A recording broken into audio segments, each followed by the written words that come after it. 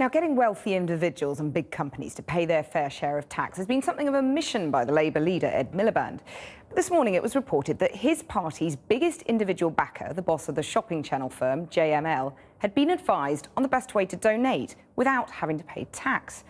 John Mills has given Labour £1.7 million worth of shares, and if he'd given the same amount in cash, almost half of it would have gone to the Treasury.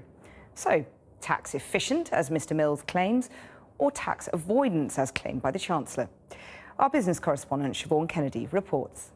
When Google goes to extraordinary lengths to avoid paying its taxes, I say it's wrong. I think it is evidence of a culture of corporate irresponsibility. And it's also about something else, stamping out tax avoidance. He hardly stands up to speak in public these days without denouncing the evils of tax avoidance.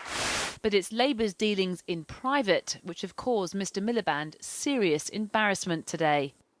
This man, John Mills, claims the Labour Party advised him to structure a donation to them that saved him more than £1 million in tax. Mills is founder of the shopping channel JML that makes everything from clip-on camisoles to self-cleaning dog brushes. Love your pets, but hate the mess that comes with them. But he landed Labour in deep doo-doo today. He told a newspaper the party came up with the plan to help him be tax efficient, what others might call tax avoidance.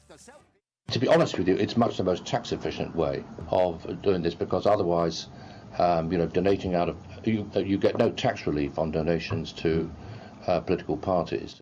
There's nothing illegal in giving shares as a donation. Labour even disclosed it on its own website. But the revelation certainly took the shine off Mr Miliband's big welfare speech today. The reason John Mills gave us these shares, this is a share donation that he made to us, is because he wanted the Labour Party to have a steady stream of income which we will get from dividends. The second point, which is not right about your report, is the Labour Party will be paying tax on these dividends.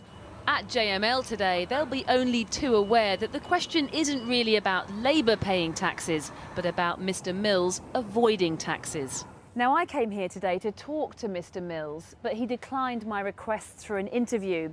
But if it turns out Labour did give him that advice, how does that sit with Mr Miliband's tough stance on obeying not just the letter of the law, but the spirit of the law too?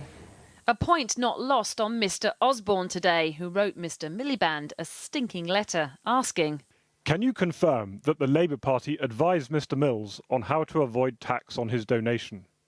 Most importantly, will you now pass the amount of tax that has been avoided to the Exchequer?" Some may think this is rich coming from the Tories, who are well known for having friends in sunny places, otherwise known as tax havens, like Lord Ashcroft, its former party treasurer and big donor. But for today, the questions are all for Labour, and Mr Miliband managed to leave without really answering them.